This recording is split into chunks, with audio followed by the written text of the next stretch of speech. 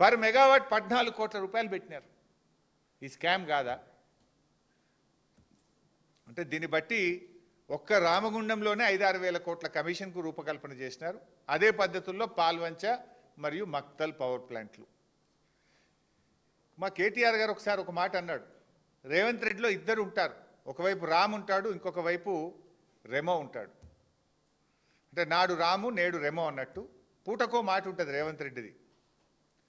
ఒకసారి తప్పు అంటాడు, ఇంకొకసారి ఆయన్నే దాన్ని ఒప్పు అంటాడు. ఒకసారి కాదు అంటాడు, ఇంకొకసారి ఆయన్నే అవును అంటాడు. అపరిచితుల్లాగా బిహేవ్ చేస్తుంటాడు. చంద్రముఖి లెక్క మారిపోతుంటాడు రేవంత్ రెడ్డి. ఇది నేను ఉత్తగా చెప్తానండి, ఆధారాలతో సహా ఇప్పుడు చూపిస్తాను మీకు నేను.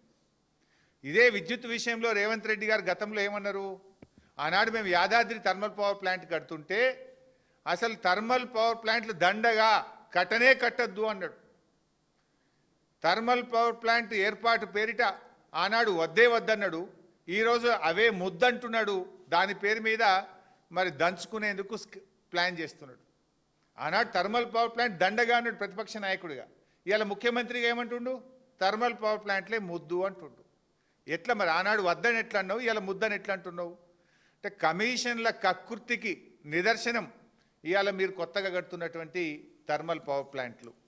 ఇది రాష్ట్ర ప్రయోజనాల కోసం కాదు, రేవంత్ రెడ్డి గారి సొంత ప్రయోజనాల కోసం, మీ కమిషన్ల కోసం నిర్మిస్తున్నటువంటి పవర్ ప్లాంట్లు. అసెంబ్లీలో ఒకరోజు రేవంత్ రెడ్డి గారు మాట్లాడినారు.